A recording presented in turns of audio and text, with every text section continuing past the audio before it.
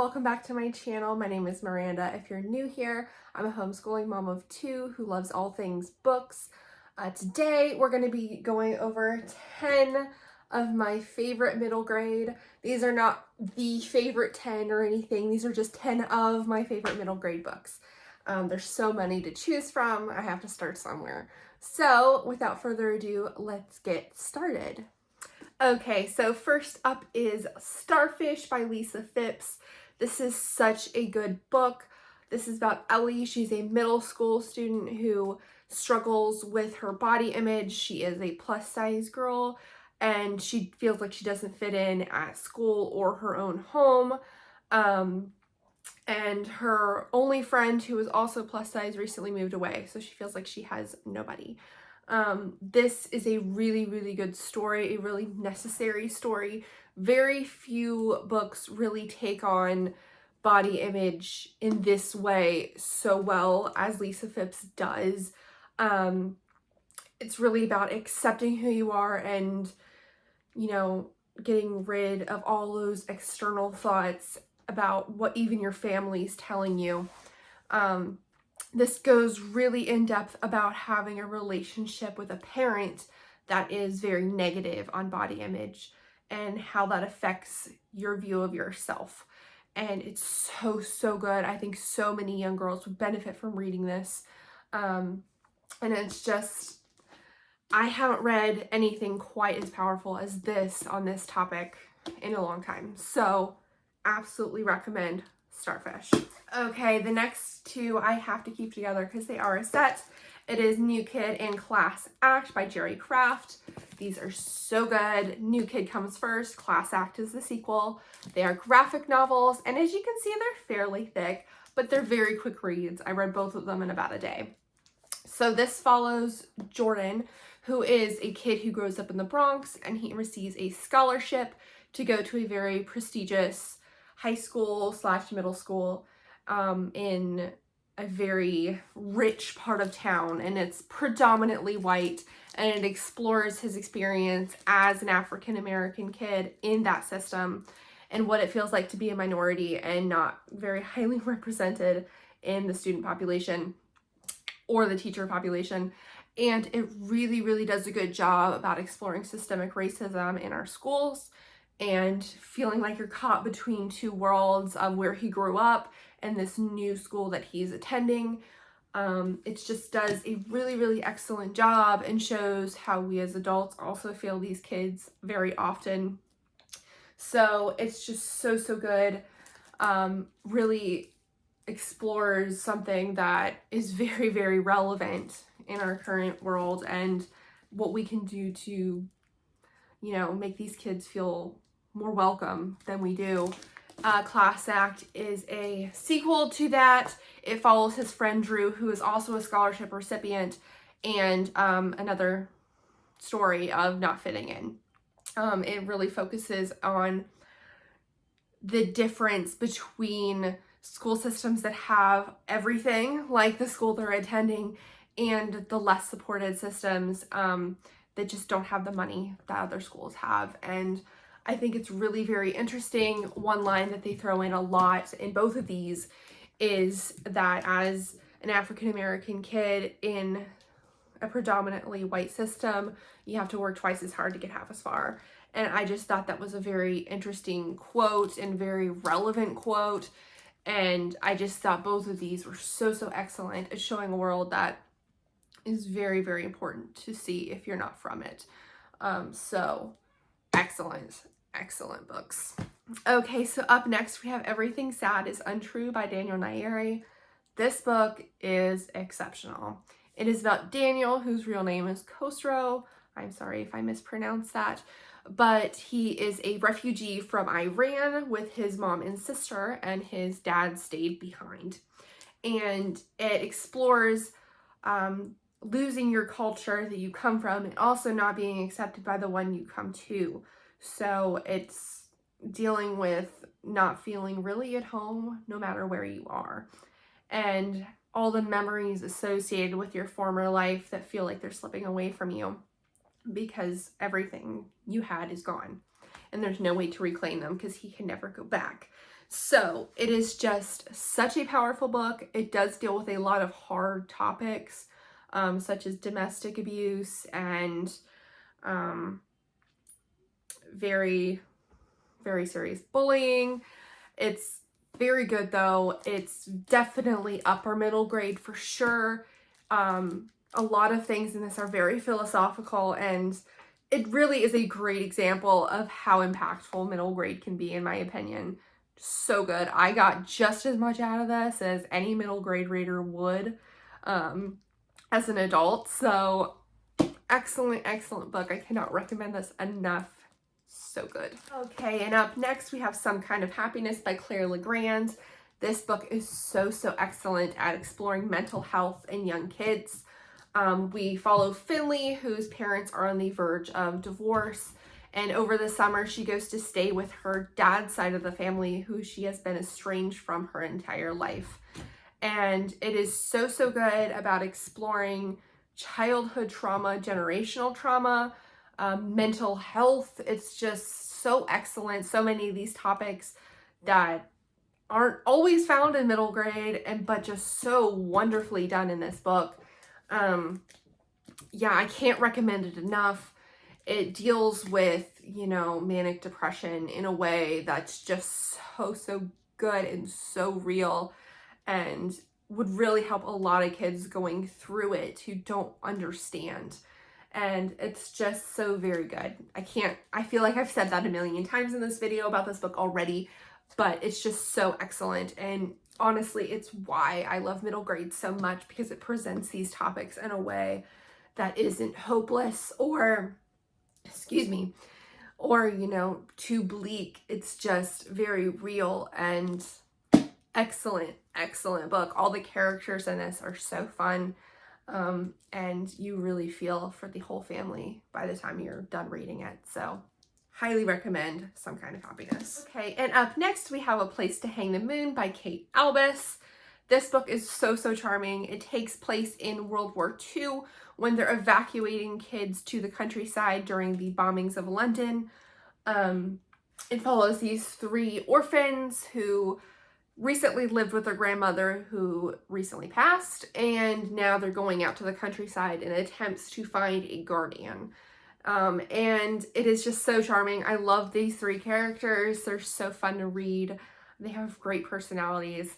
If you read The War That Saved My Life, it is very similar. It made me think of that book quite a lot. Obviously it has different plot points, but the setting is very similar. And it's just really good. I really like this read. And it tells you a lot about the time of living in England at the time of World War II and the discrimination some people faced during that time as well. So excellent book. All right, up next is The Benefits of Being an Octopus by Braden. This follows Zoe, who is a middle schooler, and she comes from a very financially and emotionally unstable family situation. She lives in a trailer park with her mom, her 3 other siblings, and her semi-stepfather figure. And it explores what it's like being a student who has to take care of their siblings and worries about food security and, doesn't have new clothes, and what it's like growing up and people not accepting you, and just kids being blatantly very cruel, honestly. But it explores how she comes into her own and finds her own voice through a teacher who encourages her to join the debate club. And it also explores very heavily domestic violence in a family and what it's like getting out of that situation. It's just so very good. It explores emotional abuse more than anything. It's just so good. Very powerful, very important to read. It is a very relevant read in my opinion, because it does talk about gun violence quite a bit, and it discusses kind of a middle ground on where we stand with that issue. And it's just very, very good. So definitely upper middle grade, but very, very good. Okay, and up next we have Red, White, and Whole by Rajani Larocca. This follows Rhea, who is a first-generation American. Both of her parents were immigrants from India, and it explores what it's like being an Indian American girl and being stuck between two cultures, Indian and American culture.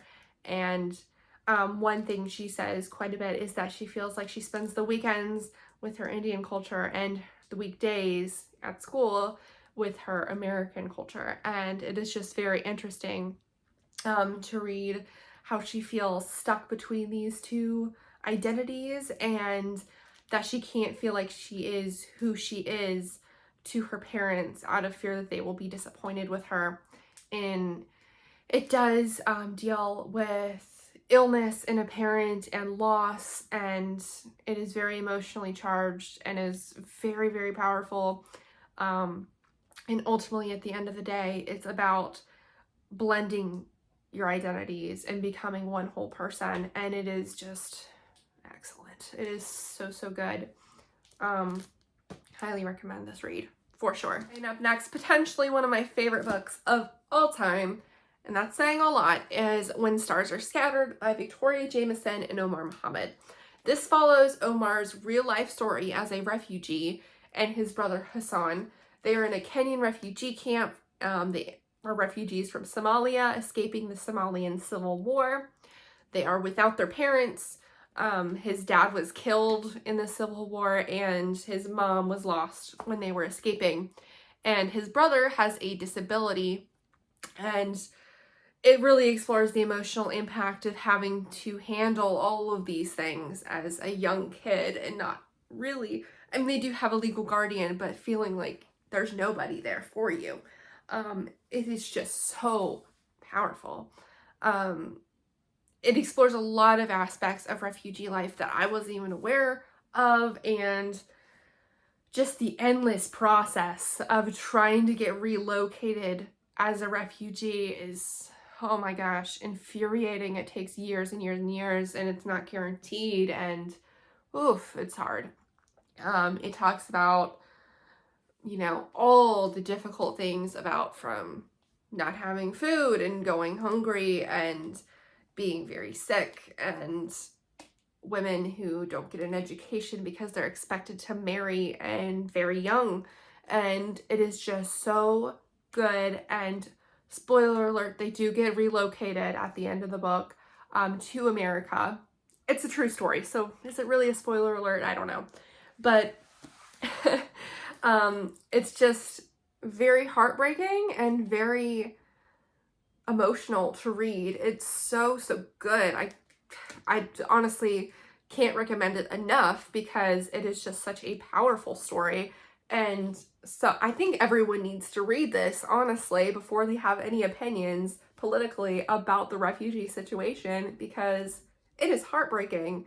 And to imagine yourself or your kids even in that situation is just, oh my God. So read it. It's a very fantastic story. His afterword talks about what he accomplished in America, and he is working with refugees now after graduating college at the University of Arizona, and it is just so good. So good.